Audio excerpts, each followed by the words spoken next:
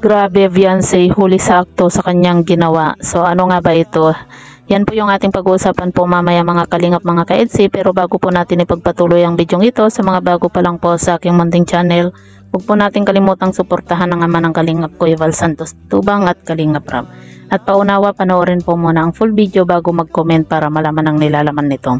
So dito nga po mga kalingap, mga ka-EDC, huli sa akto nga po itong si Beyonce sa kanyang ginagawa.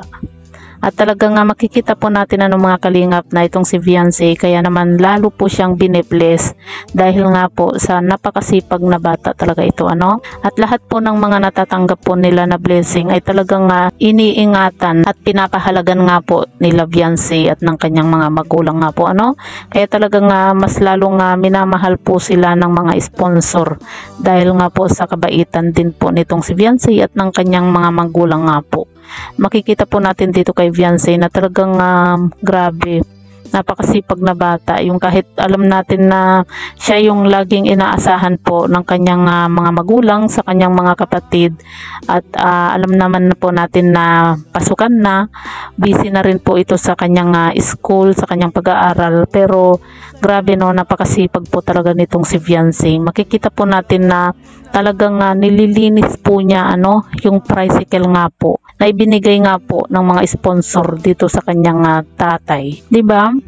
Doon pa lang po mga kalingap, masasabi natin na talagang pinapahalagan po talaga ni Beyonce yung mga biyayang natatanggap po nila Alagang-alaga po talaga ni Beyonce yung motor nga po na ibinigay po ng mga sponsor sa kanila. Kahit nga po sa mga cash nga po na ibinibigay nga po ng mga sponsor dito kay Beyonce, ay talagang masasabi po natin na napakamatipid nitong si Beyonce. Hindi po siya yung kumbaga kung saan-saan po niya ginagastos yung perang ibinibigay nga po sa kanya Kaya talagang mapakaswerte po ng magulang ni Beyonce kasi napakabait na bata itong si Beyonce. Masipag, masinop, mapagmahal sa mga magulang at kapatid, 'di ba?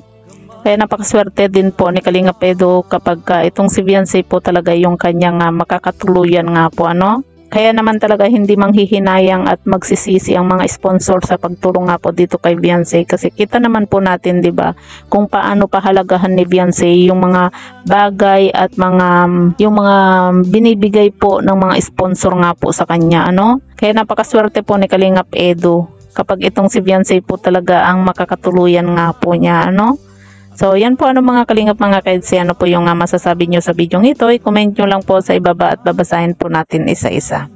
Kalain na at di ko rin inasa